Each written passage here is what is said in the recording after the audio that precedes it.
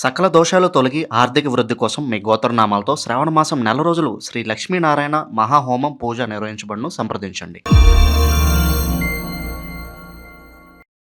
అందరికీ నమస్కారం. నేను శిరీష. ప్రస్తుతం మనతో పాటు ఉన్నారు ప్రౌలిక గారు. అక్కతో మాట్లాడదాం. అంతకంటే ముందు ఇలాంటి ఆధ్యాత్మికపరమైన విషయాలు తెలుసుకోవడానికి ఇప్పుడే మన ఛానల్ని సబ్స్క్రైబ్ చేసుకోండి. నమస్తే అక్క. నమస్తేరా అక్క, ఈసారి ఆగస్ట్ 28న శుక్రవారం పౌర్ణమి. పైగా చాలామంది అంటున్నారు చంద్రగ్రహణం ఉంది ఆ రోజు అని చెప్పి. నిజంగా మన భారతదేశంలో చంద్రగ్రహణం ఉందంటారు ఆ రోజు. ముఖ్యంగా ఈ 3 కలిసి వస్తున్నాయి. శుక్రవారం విశేషంగా ఇప్పుడు శ్రావణ మాసం కాబట్టి అడ్డంకులు ఉన్నవారు ఈ 28 తారీఖున చేసుకుంటుంటారు. ఆ రోజు విశేషంగా రాఖీ పౌర్ణమి. రాఖీలు మనం సంవత్సరానికి ఒక్కసారి చాలా గొప్పగా చేసుకుంటాం. దాంతోపాటు ఇప్పుడు చంద్రగ్రహణం కూడా వస్తుంది. ఏమైనా కీడు ఉంటుందంటారా? బాగుంటుందా? ఒకవేళ ఆ రోజు ఏమైనా పూజలు చేయాలా? ఒకసారి దీని గురించి తెలియజేయండి. ఆగస్ట్ 28 రాఖీ పౌర్ణమి. ఫస్ట్ పౌర్ణమి వచ్చింది శుక్రవారం. ఈ 2 కలయిక చాలా మంచిది. మనం ముందు మాట్లాడుకున్నట్టే ఈ 2 కలయికలు చాలా మంచివి కాబట్టి ఆగస్ట్ 28న మొన్న వెళ్ళిన 21వ తారీఖు చేసుకోలేని వాళ్ళు, వరలక్ష్మి వ్రతం ఆటంకాల వల్ల ఏదైనా ఇబ్బంది వల్ల చేసుకోని వాళ్ళు ఈ 28న చక్కగా చేసుకోవచ్చు. ప్రాబ్లం ఏమి. మరి గ్రహణం అసలు లేదు మనకి. చంద్రగ్రహణము అస్సలు మనకి లేదు. మన భారతదేశంలో చంద్రగ్రహణం లేదు కాబట్టి ప్రశాంతంగా చేసుకోవచ్చు. అది ఇంకొకటి ఏంటంటే రాఖీ పౌర్ణమి. మనం ముందుగా మాట్లాడుకున్నట్టు జంజాల పౌర్ణమి అని కూడా అంటారు ఈ రాఖీ పౌర్ణమిని. అదే యజ్ఞోపవేతం మార్చుకుంటారు. యజ్ఞోపవేతం నూతన యజ్ఞోపవీత ధారణ అంటారు దాన్ని. నూతనంగా యజ్ఞోపవేతం ఉన్నది తీసేసి కొత్తది వేసుకుని గాయత్రి మంత్రం చదువుకుని చేసుకుంటారు. చంద్రగ్రహణం అనేది మరి ఎక్కడి నుండి వచ్చిందో ఏమో నాకు తెలియదు, కానీ ఆఖరి చంద్రగ్రహణం కానీ మనకి ఈ సంవత్సరంలో వచ్చే ఆఖరి చంద్రగ్రహణం ఇది. కానీ మన భారతదేశంలో ఇంపాక్ట్ ఎక్కడా లేదు.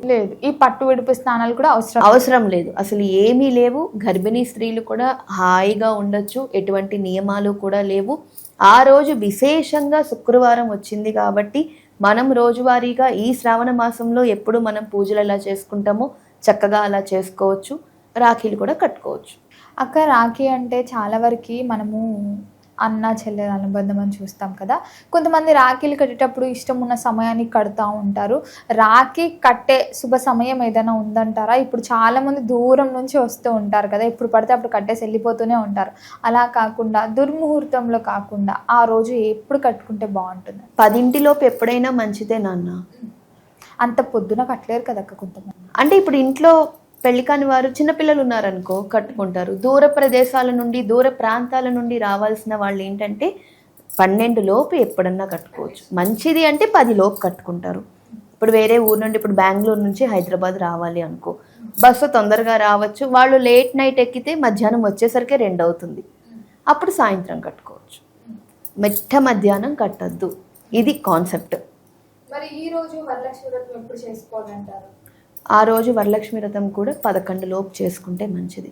పౌర్ణమి గడియలు ఎప్పుడున్నాయో చూసుకుని అప్పుడు చేసుకుంటే మంచిది. ఇంకొకటి ఏంటంటే ఆ రోజు విశేషంగా పౌర్ణమి కలిసి వచ్చింది ఈ సంవత్సరం, కానీ దానికి శుక్రవారానికి సంబంధం లేదు. చాలా మంది అనుకుంటూ ఉంటారు కదా అక్క, పౌర్ణమితో కూడొచ్చిన శుక్రవారం చేసుకుంటే మంచిది అని చెప్పి. చేసుకోవచ్చు. ఆ రోజు శుక్రవారము పౌర్ణమి కలిసి వచ్చింది కాబట్టి వరలక్ష్మి వ్రతం చేసుకోవచ్చు. కానీ మనకి శాస్త్రాలు చెప్తున్నది ఏంటి? పౌర్ణమి ముందు వచ్చే శుక్రవారమే విశేషమైన రోజు. దాన్ని అది ఉంది కదా అని ఇది మిస్ చేసుకోవద్దు. ఇక్కడ ఏదైనా అడ్డంకు ఈ 21వ తారీఖు పౌర్ణమి ముందు వచ్చిన శుక్రవారం నాడు ఏదైనా అడ్డంకి ఉంటే ఈ శుక్రవారం చేసుకోండి. ఈ శుక్రవారం పౌర్ణమితో కలిసి వచ్చిన శుక్రవారం. కానీ అసలు వరలక్ష్మి వ్రతం అనేది పౌర్ణమి ముందు వచ్చే శుక్రవారం చేసుకుంటేనే. ఒకటిరా, ఇప్పుడు నీ బర్త్డే ఉంది, నీ బర్త్డే రోజు నువ్వు బర్త్డే చేసుకుంటావా? లేదంటే ఆదివారం వచ్చింది కదా, ఆదివారం అయితే చక్కగా ఫ్రెండ్స్తో కలిసి వెళ్ళొచ్చు అని చెప్పి అప్పుడు చేసుకుంటావా? ఈ రోజు ఉండే వైబ్ ఆ రోజు వస్తుందా? ఉండదు, రాదు. ఆ ఫీల్ రాదు. ఏదో చెయ్యాలి కదా, నామక వాస్తు చెయ్యాలి, ఫ్రెండ్స్ అందరూ వచ్చారు, కొంచెం ఎంజాయ్ చేసుకోవాలి అన్నట్టే ఉంటుంది. కానీ మన మైండ్ సెట్, అబ్బా ఈరోజు నా బర్త్డే, నేను ఈరోజు కొత్త బట్టలు వేసుకున్నా, ఈ హుషారు ఉంటుందా? ఉండదు కదా. అదే పౌర్ణమి ముందు వచ్చే శుక్రవారం అందరూ వరలక్ష్మి వ్రతం చేసుకుంటూ ఉంటారు. మనకేమనిపిస్తుంది? అబ్బా ఈరోజు పండగ, ఈరోజు నేను చేసుకోవాలి, ఈరోజే ఇలా చేసుకోవాలి, ఈరోజే చేసుకోవాలి, ఈరోజు చేసుకుంటే అందరి ఇళ్లలోనూ పసుపు, చక్కగా పసుపు రాసిన గడపలు, ఎంత మంచి సువాసనలు, ధూప దీప నైవేద్యాలు, ఒకళ్ళింటి నుండి ఒకళ్ళింటికి వాసనలు వస్తూ ఉంటాయి, మామిడి తోరణాలు, పెద్ద పెద్ద రంగవల్లులు. ఆ వైబు మనకు అర్థమైపోతుంది, పండగ వాతావరణం అనేది మనకు వచ్చేస్తుంది. ఇది ఏంటంటే అప్పుడు మనం చేసుకోలేకపోయాం కాబట్టి ఇప్పుడు చేసుకోవడం అంతే. తప్ప పౌర్ణమి, శుక్రవారము, చంద్రగ్రహణం అనేది అసలు లేదు. చంద్రగ్రహణం గురించి ఎవ్వరూ ఆలోచించొద్దు. మన భారతదేశంలో చంద్రగ్రహణం లేదు. హ్యాపీగా వరలక్ష్మి వ్రతం చేసుకోండి. ఈ వరలక్ష్మి వ్రతం చేసుకోని వాళ్ళు ఇప్పుడు వరలక్ష్మి వ్రతం చేసుకోండి. లేదు ఆల్రెడీ పౌర్ణమి ముందు మేము చేసేసుకున్నాం అనుకున్న వాళ్ళు రాఖీ పౌర్ణమి రాఖీ కట్టండి. రాఖీ కట్టాలి అంటే సొంత అన్న సొంత తమ్ముడే ఉండవలసిన అవసరం లేదు. నీ మనసుకి హీఈస్ ద బెస్ట్, నా అన్న స్థానంలో నేను నిలబెట్టాను అనే వాళ్ళకి ఎవ్వరికైనా సరే మీరు రాఖీ కట్టచ్చు. ఎవ్వరికైనా. నాకు అన్న తమ్ముళ్ళు లేనప్పుడు మనం ఏం చేస్తాం, హ్యాపీగా వెళ్ళి మా అబ్బాయికి కట్టుకుంటాను నేను, అలా కట్టచ్చా? కొంతమంది హస్బెండ్ కూడా కట్టొచ్చు అంట కదా కొన్ని ప్రాంతాల వల్ల. రక్షాబంధన్ అంటే రక్షగా ఉండే ఎవ్వరికైనా కట్టచ్చు నాన్న. ఇది మన దక్షిణ భారతదేశంలో లేదు అసలు, ఉత్తర భారతదేశం వాళ్ళది మనం తెచ్చుకున్నాం. రాఖీ పౌర్ణమి ఒకటి, హోలీ ఒకటి, ఇంకొకటి ఇప్పుడు జరుగుతుంది చూడు, జల్లెడ పట్టుకుని చూస్తారు, అదేదో పూజ ఉంటుంది, మార్వాడీస్ చేస్తారు ఎక్కువగా, అదొకటి. ఇవన్నీ ఏంటంటే మనం తెచ్చుకున్నాం, మనం వాళ్ళ సాంప్రదాయం మనం తెచ్చుకొని చేసుకుంటున్నాం. కానీ రక్షగా ఎవరు ఉంటే వాళ్ళకి కట్టుకోవచ్చు చక్కగా. అంటే అన్న చెల్లెళ్ళు అంటే ఎప్పుడు జీవితాంతం కూడా అన్నకి చెల్లి రక్ష, చెల్లికి అక్కకి తమ్ముడు రక్ష, అందుకుని కట్టుకుంటూ ఉంటారు. ఆ కంకణం అంతే. ఇప్పుడు మనం వరలక్ష్మి వ్రతానికి తోరం కట్టుకుంటాం, అది కంకణం, అమ్మవారి దీక్ష, అమ్మవారిని ఒక కంకణంగా మనం ఆ రోజంతా దీక్షలో ఉన్నాము అని. ఇది రక్షా కంకణం, కంకణం అంతే. అంతకు మించి రాఖీ పండగ అంటే ఇప్పుడు నేను మా అబ్బాయికి కట్టుకుంటాను, నేను కట్టుకోవచ్చు, హ్యాపీగా కట్టుకోవచ్చు. చాలామంది ఏంటంటే మంచి వసూలు చేసుకోవచ్చు అన్నట్టుగా కూడా చాలా వరకు అలాగే ఉంటుంది కదా, చాలా వరకు అలాగే చిన్న ఆశ ఉంటుంది అంతే. ప్రతి ఆడపిల్లకి అంతే, ఏదో ఇస్తాడని. అవును, పుట్టింటి వాళ్ళు ఏదో ఇస్తారు. పుట్టింటి వాళ్ళ నుండి మనం సంపాదించుకునేది అదే కదరా. ఏం బంగారాలు వెండిలు ఆస్తులు అక్కర్లేదు.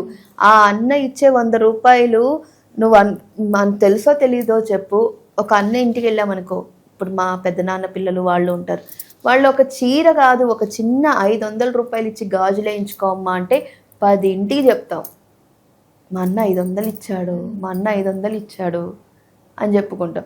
అదే భర్త 1,00,000 రూపాయలు పెట్టి కొనిచ్చినా సరే అస్సలు చెప్పుకోం మనం. అన్న తమ్ముడు అంటే అదొక వైబ్, అదొక వైబ్. ప్రత్యేకంగా ఆ రోజు ఏంటంటే ధన్యాల పౌర్ణమి అంటే ధన్యం మార్చుకోవాలి. ధన్యం ఆచారం ఉన్న, యజ్ఞోపవేతం ఆచారం ఉన్న ప్రతి ఒక్కళ్ళు కూడా యజ్ఞోపవేతం మార్చుకోవాలి. గాయత్రీ దేవికి దండం పెట్టుకుని ఇప్పుడు మార్చుకోకపోతే ఏం కాదా అక్క? మార్చుకోవాలి ఖచ్చితంగా. బ్రాహ్మిన్స్ అందరూ యజ్ఞోపవేతం ఆవాహన ఎవరికైతే ఉందో, బ్రాహ్మణులు ఒక్కరే కాదు, వేరే వేరే వాళ్ళు కూడా వేసుకుంటూ ఉంటారు. బంగారం తయారు చేసే వాళ్ళు వేసుకుంటారు, కౌంట్లు వేసుకుంటారు, వీళ్ళందరూ వేసుకుంటారు. కాబట్టి అందరూ కూడా ఆ రోజు మార్చుకోవాలి. దానికి మాత్రం విశేషంగా 8 గంటల లోపు మాత్రమే మార్చుకోవాలి. మార్నింగ్ బ్రహ్మ ముహూర్తంలో మార్చుకుంటే ఇంకా మంచిది. తలస్నానం చేసి మగవాళ్ళందరూ తల నిండా స్నానం చేసి ఒక పీట వేసుకుని పంచపాత్ర ఉద్ధరిని పెట్టుకుని ఆచమనం చేసుకుని మీ గోత్రనామాలు చెప్పుకుని, యజ్ఞోపవేతం తీసేటప్పుడు ఒక శ్లోకం ఉంటుంది, యజ్ఞోపవేతం వేసుకునేటప్పుడు శ్లోకం ఉంటుంది. యజ్ఞోపవేతం పరమం పవిత్రం ప్రజాపతి రత్ సహజం పురస్తాత్ ఆయుష్యమగ్రం ప్రతిమంచ శుభ్రం యజ్ఞోపవేతం బలమస్తు తేజ. ఈ శ్లోకం చదువుకోవాలి, గాయత్రీ మంత్రం చదువుకోవాలి.